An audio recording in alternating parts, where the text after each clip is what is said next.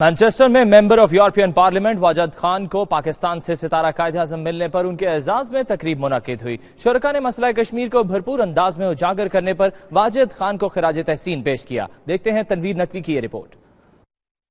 مسلم conference برطانیہ کے convener Chaudhry محمد بشیر رٹوی نے ممبر یورپین پارلیمنٹ واجد خان کے اعزاز میں تقریب منعقد کی۔ واجد خان کو پارلیمنٹ میں مسئلہ کشمیر اجاگر کرنے پر حکومت پاکستان نے ستارہ قائد اعظم ایوارڈ سے نوازا تھا۔ منعقدہ تقریب میں پاکستانی قونصلیٹ مانچسٹر میں تعینات کمیونٹی ویلفیئر اتاشی فضا نیازی، کونسلر شوکت، کونسلر تفہیم لالا علی اصغر، کونسلر شامینہ سمیت مختلف شعبہ زندگی سے تعلق رکھنے والے افراد شریک ہوئے۔ اس موقع پر مقررین نے مقبوضہ کشمیر میں بھارتی مظالم پر روشنی ڈالی اور مسئلے کو بین الاقوامی سطح پر اجاگر کرنے پر واجد خان کی خدمات کو خراج تحسین پیش کیا۔ تقریب سے خطاب میں واجد خان نے کہا کہ مقبوضہ کشمیر میں انسانی حقوق کی خلاف ورزیاں اور کشمیری بہن بھائیوں کے درد سے بخوبی واقف ہیں۔ واجد خان کا کہنا تھا کہ بھارتی ایجنسیوں نے مسئلہ کشمیر اجاگر کرنے پر انہیں اور ان کے خاندان کو دھمکیاں دیں، لیکن وہ اپنی جدوجہد جاری رکھیں گے۔